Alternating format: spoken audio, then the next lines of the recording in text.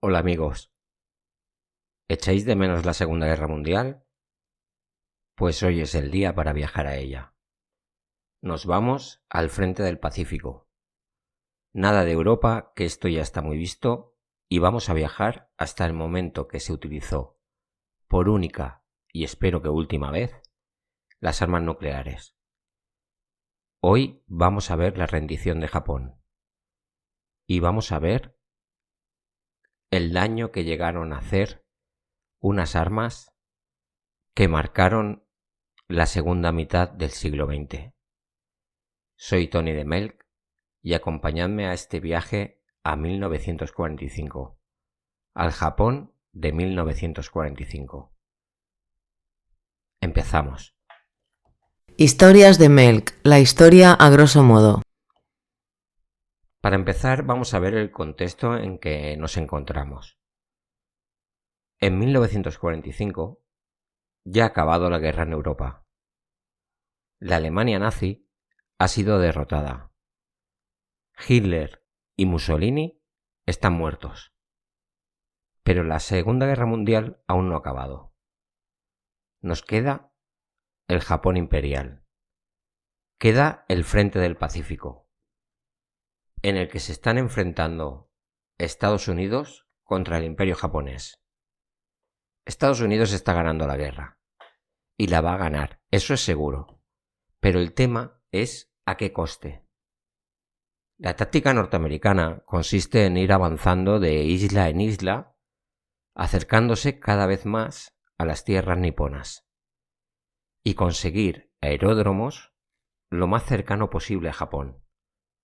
En 1945 ya han pasado las batallas de Iwo Jima o Okinawa y la de todas las islas del Pacífico Sur.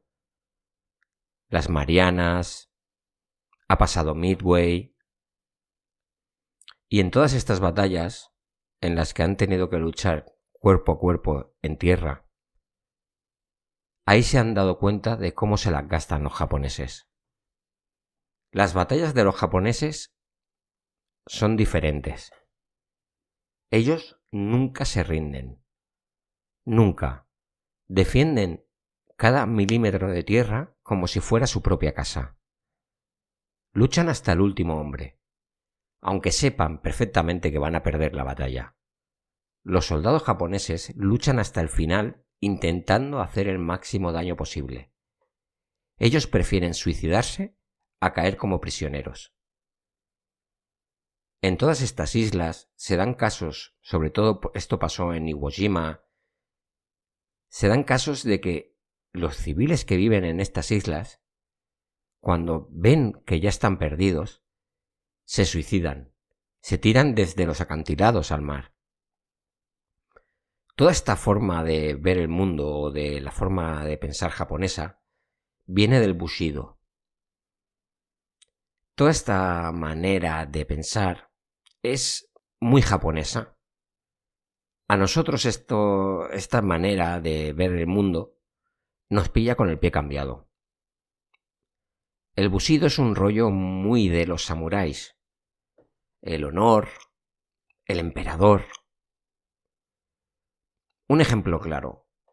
En Europa, cuando los ejércitos del eje, los alemanes, se veían perdidos, se rendían. Esto pasó en Stalingrado, o al final de la guerra, se entregaban soldados de grupos de ejércitos enteros que estaban en la zona del este.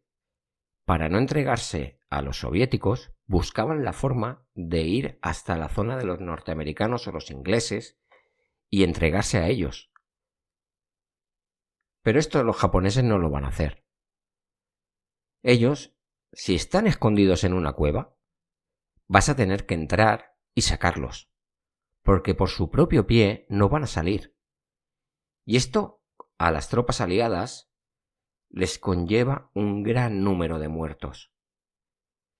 Cada una de estas batallas han sido unos baños de sangre en que los norteamericanos han perdido una cantidad ingente de hombres y esto no se puede mantener. En la mentalidad japonesa, el emperador, Hirohito, es un dios y le deben su vida a él. Y aparte que tienen una dictadura militar y militarista. Todo, desde hace bastantes años, todo lo lleva el ejército. En los colegios, en la vida diaria, el ejército está muy presente. Y el honor, y la patria, y bueno, todo este tipo de cosas. Y aparte, no quiera Dios que caigas en sus manos como prisionero. Porque como tienen esta mentalidad, un hombre que se rinde es un cobarde. Y no se merece que se le trate como una persona. Los campos de prisioneros japoneses, en las que tienen a soldados británicos, a soldados norteamericanos, son infiernos. El régimen nipón es muy racista, tanto como el nazi. Se creen superiores al resto de pueblos asiáticos. Y en su historial tienen una lista amplísima de masacres contra la población civil, de China, de Corea, bueno, por donde pisaban. Todo el mundo sabe que la guerra está perdida, que solo es cuestión de tiempo de que Japón caiga. Pero esto lo sabe todo el mundo menos los japoneses. O si lo saben, prefieren morir. Y si puede ser, matando. Estados Unidos esta guerra la va a ganar, pero quiere minimizar los daños. La gente, la opinión pública norteamericana, ya está harta de esta guerra. Ya ha caído Alemania. Ya se ha acabado la guerra en Europa. Vamos a acabar ya con esta guerra. Pues hay que buscar la forma de terminarla con los menores muertos posibles. Se han preparado planes para invadir las islas principales de Japón. Pero viendo cómo se las gastan, los cálculos que les presentan al presidente de Estados Unidos están hablando de desde 200.000 a 1 millón de muertos o heridos norteamericanos, una vez que desembarquen en estas islas. Esto es algo inviable. Estados Unidos no le puede presentar a su gente esta locura de bajas. Y aquí es cuando entra en juego la bomba atómica. Pero para esto tenemos que volver un poquito atrás, porque esto hay que explicarlo un poquito bien.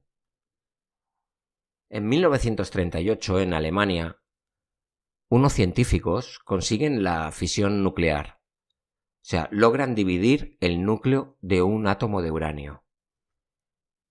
Y aquí, perdonadme porque yo en temas de ciencia no soy nada ducho. Y voy a intentar explicarlo de la manera más simple y más entendible. Dan la posibilidad, estos científicos alemanes, con estos estudios que han hecho y con esto del átomo, dan la posibilidad de que en el futuro se pueda, pues básicamente, construir la estrella de la muerte de Star Wars. Es un salto kilométrico de donde estamos a donde quieren llegar.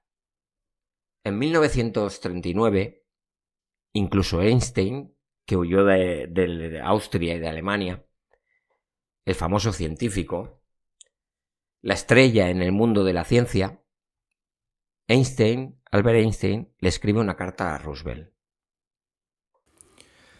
2 de agosto de 1939. Franklin D. Roosevelt, presidente de los Estados Unidos. La Casa Blanca, Washington, D.C. Señor, algunos trabajos recientes realizados por Enrico Fermi y Leo Szilard, de los cuales he sido informado en manuscritos, me lleva a esperar que el elemento uranio pueda convertirse en una importante fuente de energía en el futuro inmediato. Ciertos aspectos de la situación que se ha producido pueden requerir de vigilancia y, si fuera necesario, de la rápida acción por parte de la Administración. Por ello, creo que es mi deber llamar su atención sobre los siguientes hechos y recomendaciones. En el curso de los últimos 4 meses ha surgido la probabilidad de iniciar una reacción nuclear en cadena en una gran masa de uranio, por medio de la cual se generarían enormes cantidades de energía y grandes cantidades de nuevos elementos similares al radio. Ahora parece casi seguro que esto podría lograrse en el futuro inmediato. Este nuevo fenómeno podría conducir también a la construcción de bombas y es concebible, aunque en menor certeza, que puedan construirse bombas de un nuevo tipo extremadamente poderosas. Una sola bomba de este tipo, llevada por un barco y explotada en un puerto, podría muy bien destruir este por completo, así como el territorio que lo rodea. Sin embargo, tales bombas podrían ser demasiado pesadas para ser transportadas por el aire. Los Estados Unidos solo cuentan con vetas de uranio muy pobres y en cantidades moderadas. Hay muy buenas vetas en Canadá y en la anterior Checoslovaquia, mientras que la fuente más importante de uranio está en el Congo belga. En vista de esta situación, podría usted pensar que es deseable establecer algún tipo de contacto permanente entre la Administración y el grupo de físicos que trabajan en reacciones en cadena de los Estados Unidos. Una posible forma de lograrlo podría ser comprometer en esta función a una persona de su entera confianza, la cual tal vez podría servir de manera extraoficial. Tengo entendido que Alemania ha detenido actualmente la venta de uranio de las minas de Checoslovaquia, minas que fueron tomadas recientemente. Esta acción podría entenderse teniendo en cuenta que el hijo del subsecretario del Estado alemán von Weizsäcker está asignado en el Instituto Kaiser Guillermo de Berlín, donde algunos de los trabajos con uranio realizados en los Estados Unidos están siendo replicados. Su seguro servidor, Albert Einstein.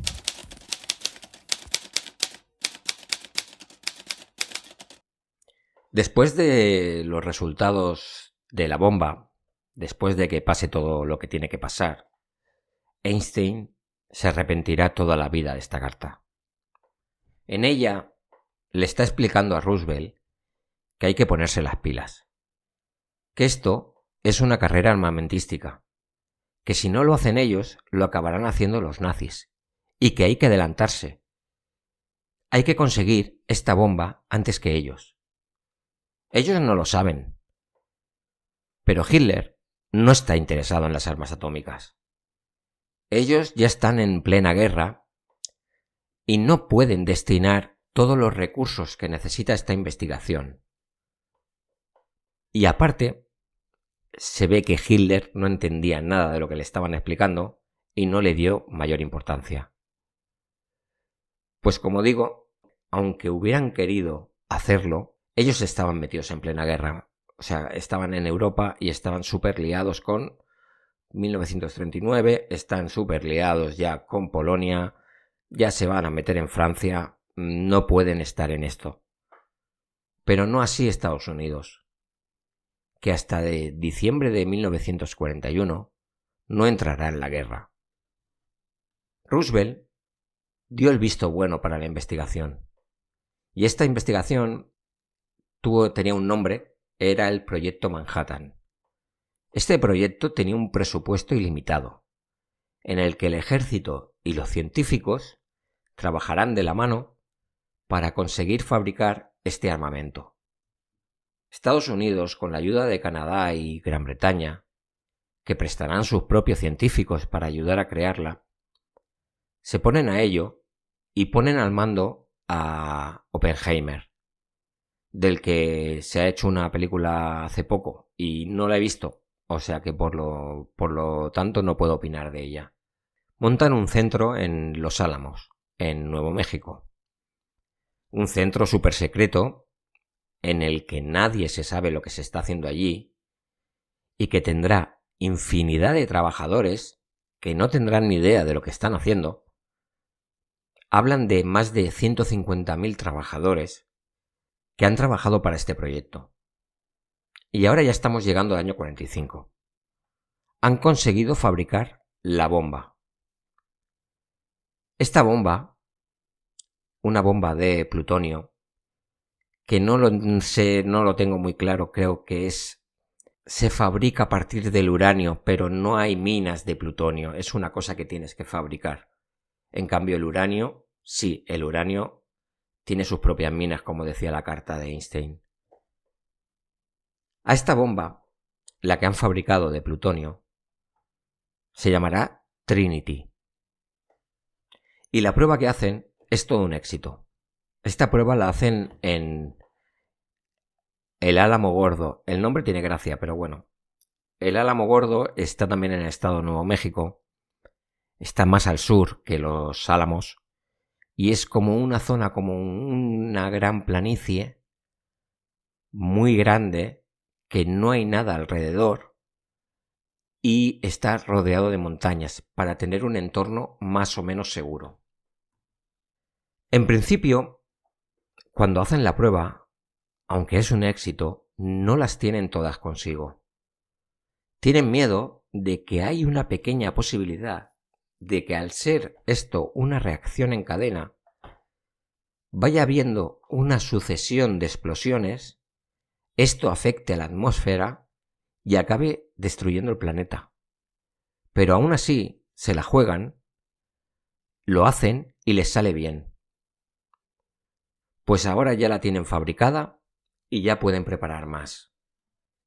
El 12 de abril de 1945, Roosevelt, el presidente de Estados Unidos, muere. Estaba muy enfermo y muere. Si lo veis en las últimas imágenes, cuando hacían las conferencias de Yalta, siempre estaba sentado. Estaba muy tocado el hombre. Pues cuando muere, su vicepresidente, que es Harry Truman, se convierte en presidente de Estados Unidos. Y lo curioso de este tema es que el proyecto Manhattan era tan secreto que ni siquiera el vicepresidente Harry Truman sabía de su existencia. Ni siquiera el Congreso de los Estados Unidos sabían lo que se estaba tramando. Pues un par de días después de la muerte de Roosevelt, le explican a Truman la situación con las bombas y con el éxito que ha sido la explosión de Trinity. Pues una vez finalizada la guerra en Europa, se hace la reunión de Potsdam en Alemania, en la cual las potencias vencedoras, es decir, el Reino Unido, Estados Unidos y la Unión Soviética, se reúnen para decidir cómo va a ser el futuro de Europa sin la Alemania nazi, cómo van a desnazificar Alemania y qué va a pasar con Japón. Pues Truman le dice a sus aliados que ya tiene un arma para poder acabar la guerra en el Pacífico lo más pronto posible. Stalin ya sabía de la existencia de esta bomba.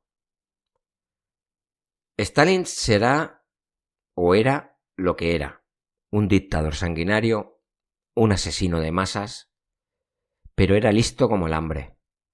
Y Stalin tenía una serie de espías en Estados Unidos y sabía perfectamente qué era el proyecto Manhattan y qué había ocurrido en los Álamos. Algunos de los científicos que estaban allí en el proyecto pasaban información al gobierno soviético, pero no por ser comunistas, sino por el hecho de que no querían permitir que un solo país tuviera un arma de ese calibre, y preferían que los rusos desarrollaran ellos mismos una propia para que pudiera haber un contrapeso, y es mejor que dos contendientes tengan la misma arma porque a lo mejor no la utilizan, que solo si la tiene uno, porque si quiere podría dominar el mundo. Stalin, como os he dicho, ya sabía lo que estaba pasando. Lo único que le dijo es que esperaba que este arma la utilizara contra Japón. El 26 de julio de 1945, Harry Truman le insta a Japón a que se rinda totalmente, porque si no estarán expuestos a la destrucción total. Japón hace unas declaraciones que ni que sí, ni que no, ni que blanco, ni que negro, ni chicha ni limoná, que hablan mucho pero no dicen nada. Y esto acelera el que Estados Unidos se prepare ya para lanzar la primera bomba atómica. Tienen varios objetivos. En realidad tienen una lista de ciudades donde se podían lanzar las bombas. Se habló de Kioto, pero se desestimó porque era una ciudad muy importante en la mitología japonesa y no querían provocar más animadversión hacia los estadounidenses una vez que ellos se establezcan en la isla cuando se acabe la guerra. Se habló de Tokio, pero es que Tokio ya estaba destruida por los bombardeos que habían hecho durante gran parte de la guerra con bombas incendiarias, que esto hay que tenerlo muy en cuenta, que Japón, si habéis visto muchísimos dibujos de las casas estas japonesas que son así como de maderita, que son como las paredes de paneles de papel, pues las casas eran así. Pues Estados Unidos no paraba de lanzar bombas incendiarias y las ciudades es que se calcinaban. Y con Tokio pasó esto. Entonces buscaban ciudades que no hubieran sido dañadas. Porque aparte de lanzar la bomba y ver qué consecuencias tenían, es que en parte era un experimento y querían ver cómo sería desde cero. Buscaban ciudades que no estuvieran tocadas por la guerra, pero que a la vez fueran sitios de la logística del ejército nipón. Y la primera que fue elegida fue Hiroshima. Buscaban ciudades que también fueran densamente pobladas. Hiroshima era una ciudad de unos 350.000 habitantes. Una ciudad bastante plana, en el delta de un río, que este río como recuerda un poquito al Amazonas, que ves que se bifurcan muchos brazos, pues, o el Nilo, pues este río es un poco igual, no tiene nada que ver con el Amazonas ni con el Nilo, pero es un río que se bifurca en muchísimos brazos. Y la ciudad está ahí, está llena de puentes que cruzan estos ríos. Y el 6 de agosto, desde la isla de Tinian, en las Marianas, que está a unos 2000 y pico kilómetros de las islas centrales del Japón, está lo suficientemente cerca para bombardear Japón y lo suficientemente lejos para no ser bombardeado por los japoneses. Pues hay un avión que es el Enola Gay. Este es cargado con la primera bomba atómica, la que es conocida como Little Boy, un bicharraco de 4 toneladas. El Enola Gay es un superbombardero con un B-29 con 12 tripulantes en el avión y está comandada por el coronel Tibbets, que por cierto el nombre del avión es el nombre de la madre del coronel. Esto ya no se da, de que se le pongan nombres a los aviones, me imagino. Little Boy no está armada. Está preparada, pero no armada. Es muy peligroso tenerla armada todo el tiempo. Para armarla, tienen que intercambiar una serie de llaves que tiene la bomba, que le quitas una, pones otra, le quitas otra, pones otra, para que la bomba pueda estar operativa. Esto lo hacen a un cuarto de hora de lanzarla. Y despegan. Japón era sobrevolada por bombarderos norteamericanos día sí, día también. Cuando se bombardeaba una ciudad, iban decenas de bombarderos, incluso alguna vez un centenar. Pues claro, quien se encarga de los radares de la defensa antiaérea de Japón, todo lo que ven son puntos en el cielo, porque es que ya Japón no puede defenderse apenas. Ya están al final de la guerra y sus fuerzas armadas, sus aviones, están bajo mínimos. No tienen aviones para parar todo aquello. Y resulta que ve que hay 3 aviones, 3 B-29, que se dirigen hacia Hiroshima, porque normalmente cuando se envían aviones a bombardear, primero se envían unos que son como de reconocimiento, para ver cómo está el tiempo, para ver cómo están las defensas, para hacer una serie de comprobaciones. Y luego es cuando se envía a toda la marabunta de aviones a bombardear. Pues vieron que iban como unos aviones de reconocimiento o algo así en dirección a Hiroshima. Avisan y en la ciudad sonaron las alarmas antiaéreas. Pero bueno, no pasaba nada. Y cuando estaban estos 3 aviones, entre ellos el Enola Gay, sobrevolando Hiroshima, a las 8:15 del lunes 6 de agosto, lanzaron la bomba. El avión volaba a 10.000 metros de altura. Es una altura significativa para que no les puedan atacar. Y soltaron la Little Boy. La Little Boy iba con un paracaídas. Y apenas un minuto después, a 55 segundos, cuando la bomba llegó a una altura de 600 metros, estalló. Estaba preparada para que estallara a esta altura, para que abarcara el máximo terreno posible. Porque si explota en el suelo, bueno, el daño podría ser mucho menor, ya que hay muchas cosas que pueden parar la onda expansiva. Pues por eso estaba preparada para que explotara a 600 metros. Cuando explotó la bomba, se produjo un resplandor, como una gran foto con flash. Y automáticamente, en la zona cero, donde explotó la bomba, se alcanzaron temperaturas de 6.000 grados. Creo recordar que el Sol está a unos 8.000.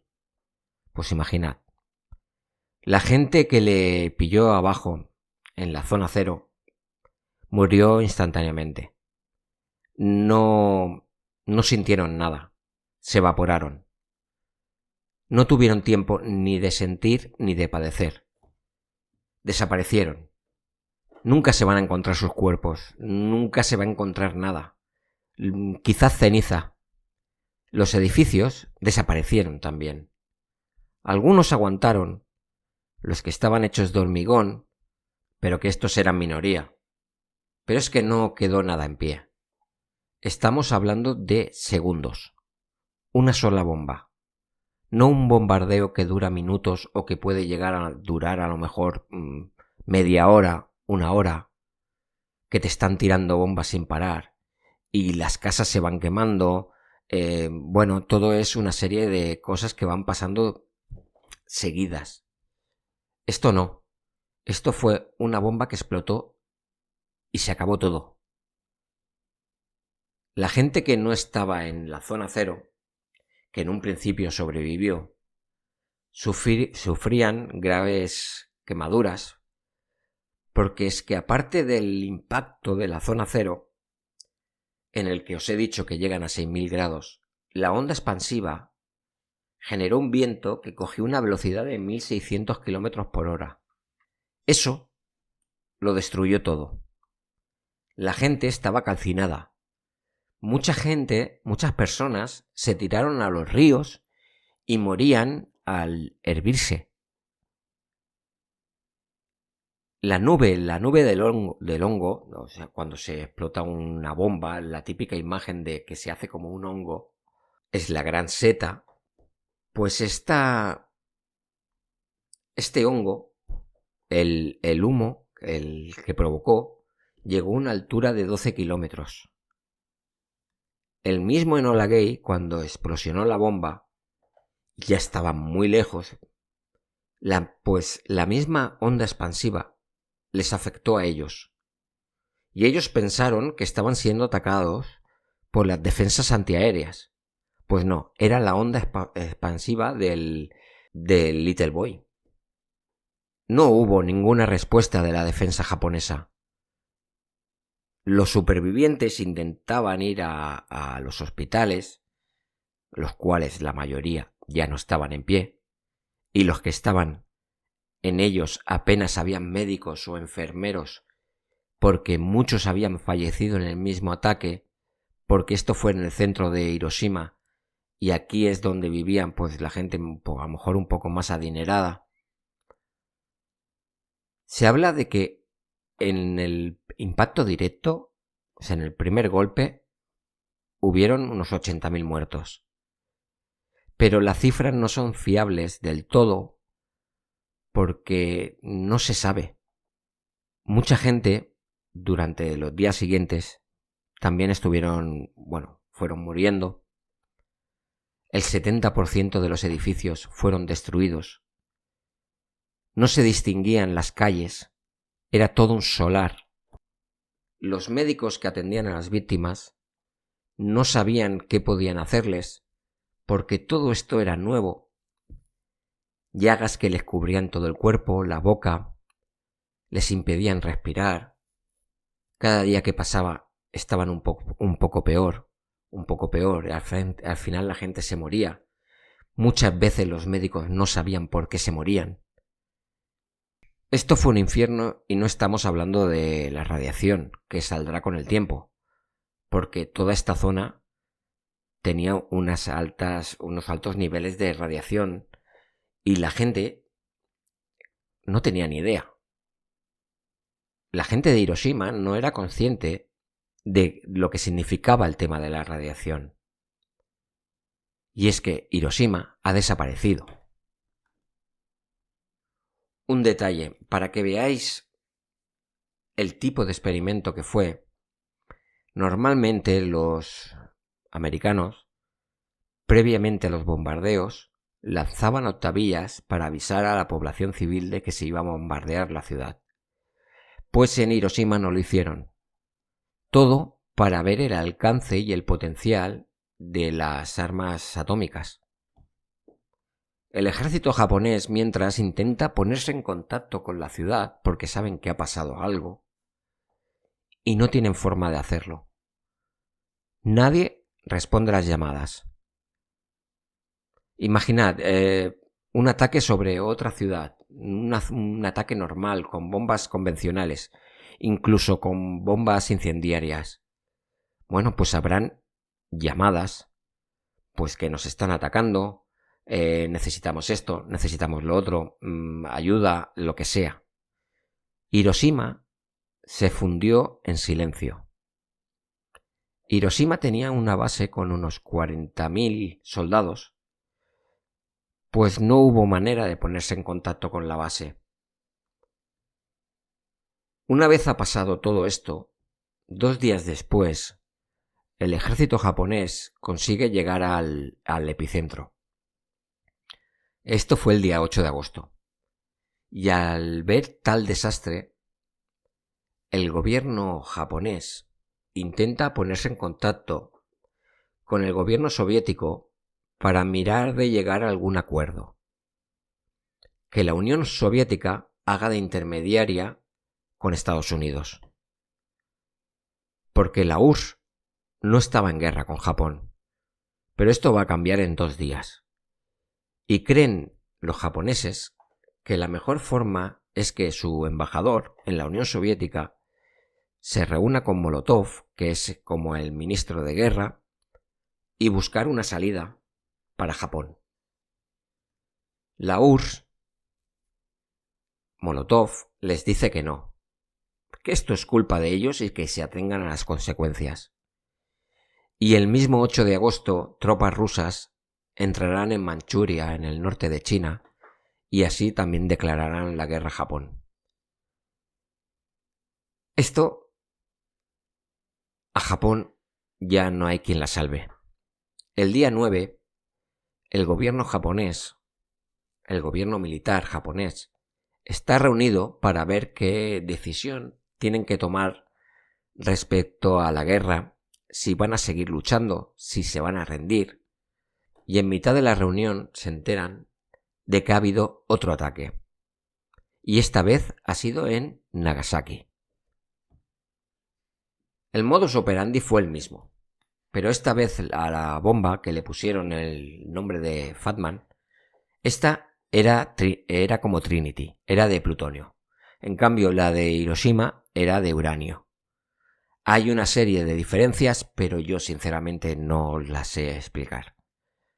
El caso es que esta bomba es más potente que Little Boy y en principio no está destinada a Nagasaki.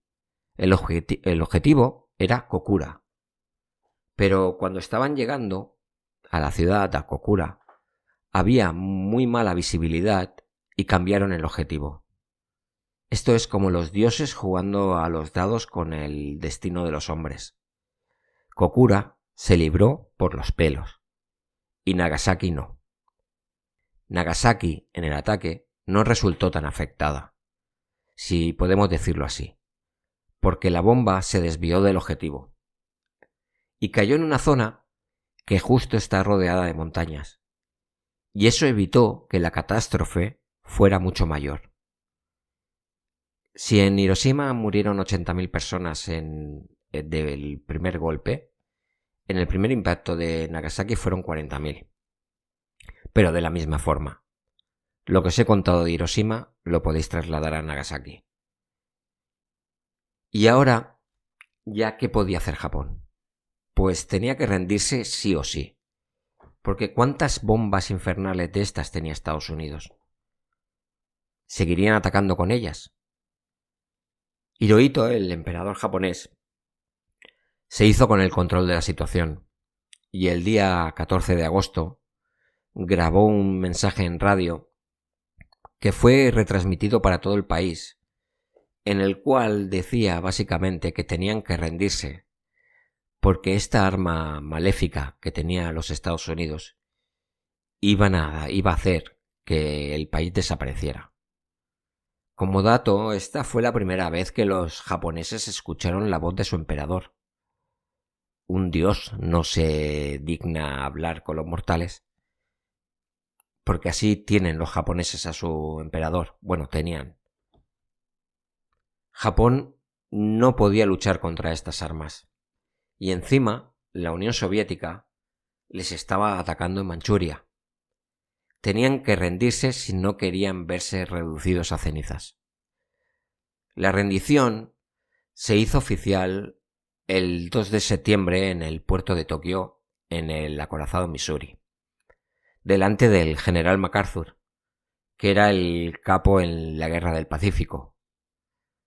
Se eligió este acorazado porque había sido uno de los que habían estado en la bahía de Pearl Harbor, en el ataque del 6 de diciembre de 1941, el conocido como el Día de la Infamia, que provocó que Estados Unidos entrara en la guerra. ¿Y qué hubiera pasado si no se hubiera rendido Japón? Pues que Estados Unidos tenía una tercera bomba para lanzar. Esta se llamaba Rufus y estaba preparada para lanzarse el 18 de agosto. Pero la rendición japonesa impidió su lanzamiento. Rufus volvió a los Estados Unidos y la volvieron a llevar a Los Álamos para que los investigadores pudieran trabajar con ella. Y aunque parezca mentira, Rufus provocó 2 muertes más. 2 trabajadores que estaban trabajando en ella murieron en 2 accidentes fatales, provocando escapes de radiación. Pues fueron afectados. Uno se le cayó un destornillador, provocó que se escapara la radiación y lo mató en días. Y el otro pues más o menos lo mismo, uno en 1945 y el otro en 1946. A la bomba se le quedó el apodo del núcleo del demonio. Al final ya se utilizó para hacer ensayos nucleares, para hacer pruebas, en 1946. Como dato complementario, la Unión Soviética consiguió desarrollar su trabajo sobre armas nucleares y en 1949 ya dispusieron de su primera bomba. Y esto equilibró la balanza entre las 2 nuevas superpotencias y dio paso a la Guerra Fría. En Twitter, @melcaniano, con K. Bueno, amigos, y hasta aquí el programa. Aunque se me han quedado algunas cosillas en el tintero. Por ejemplo, me gustaría hablaros de los Hibakusa, que son los supervivientes de los ataques de Hiroshima y Nagasaki. que estos, debido a la idiosincrasia propia de los japoneses, eran vistos como personas no deseadas, como personas que no deberían haber sobrevivido. Les costaba encontrar trabajo, les costaba socializar con la gente. Muchos tenían que esconder su condición, porque si no les era imposible casarse. Esto es un aspecto de la mentalidad japonesa que no acabo de entender. Incluso hubo algunos que no es que sobrevivieran a un ataque, a Hiroshima o a Nagasaki, sobrevivieron a los dos, porque sobrevivieron en Hiroshima, los trasladaron a Nagasaki y volvieron a sobrevivir. Pues estos eran dobles Ibakusa. Pobre gente que encima del trauma que tuvieron que vivir, luego eran parias en su propio país. Tampoco me quiero olvidar de dar mi opinión sobre cómo es que Estados Unidos quería tirar las bombas sí o sí. Esto es sobre todo por parte del ejército norteamericano, que se habían gastado un dineral en hacer las bombas y había que probarlas. Y el mejor sitio para probarlos es en la guerra. Por eso estaban buscando ciudades que estuvieran en buen estado, que estuvieran superpobladas, para ver todos los efectos que podían hacer y tomar nota. ¿Pues era necesario lanzar las bombas? Pues no sabría qué decir. Pero hablaban de que estas bombas mismas las podían haber tirado, por ejemplo, en el puerto de Tokio, que se hubiera visto el efecto sin provocar la catástrofe humanitaria que provocaron. Esto mismo le hubiera demostrado al gobierno japonés que tenían que rendirse sí o sí, porque les hubiera estallado en la cara.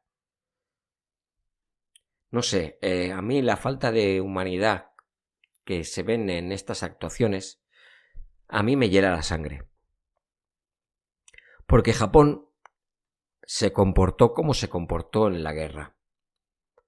Los japoneses no tienen nada que envidiar a los nazis, porque Japón maltrató y aniquiló a poblaciones enteras de chinos, de coreanos, por todos los sitios que pasaron. Filipinas, Vietnam, Singapur. No hicieron amigos.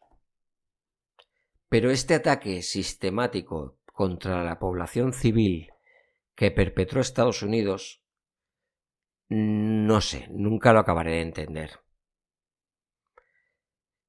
Al final, las cifras que se barajan en Hiroshima y Nagasaki a finales de 1945 hablan de unos 250.000 muertos. Pero bueno, es que en Tokio ya habían los bombardeos, ya habían muerto más de 100.000 personas, que son unos números brutales. Alguna razón también es, otra de las razones quizás es para utilizar las bombas atómicas era una forma de marcar músculo. El decir, somos los putos amos. Pero no para que lo veáis los japoneses, sino para que lo vea el mundo entero. Sobre todo esto encontraréis infinidad de documentales, tanto en YouTube como en Netflix. Tenéis una serie de la bomba y la Guerra Fría y en el primer episodio ya hablan de esto. Luego tienen otro sobre la Segunda Guerra Mundial. Y si igual que pienso que hay películas de Netflix que no valen nada, los documentales se los curran mucho. También hay un montón de películas sobre estos temas. Tenéis desde Oppenheimer, que ya os he dicho que no la he visto, pero bueno, el sentir general y lo que dice todo el mundo es que es un peliculón. Yo ahí ya no me meto. Luego tenéis esta que la vi hace poco no, ayer, por recomendación de un podcast amigo que es una charla más. No es una charla más, puede ser una charla más. Esto me pasa por improvisar.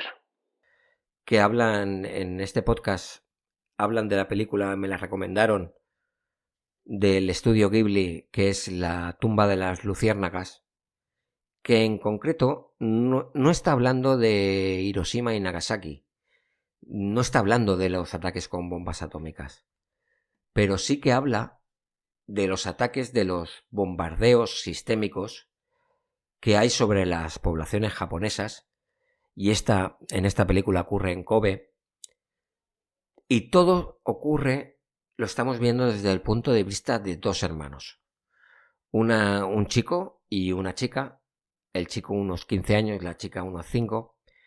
Bueno, pues lo veis desde su punto de vista.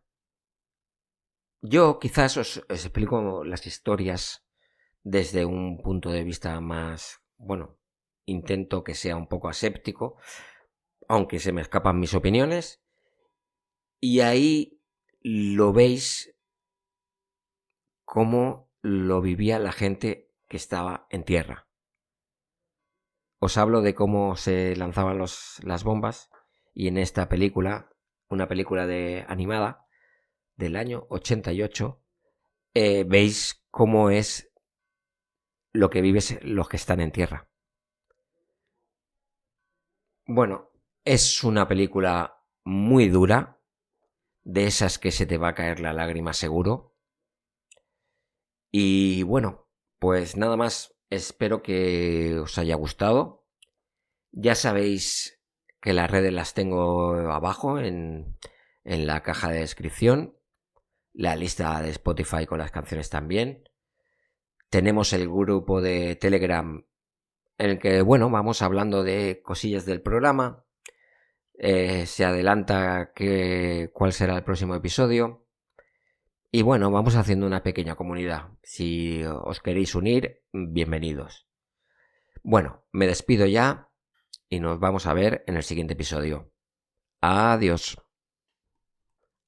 Y se me olvidaba darle las gracias a Don Albert Einstein por leerme la carta que le escribió a Franklin Delano Roosevelt. Que ha sido un amigo. Ha sido gracias a Gus por la carta. Eres un profesional. Adiós.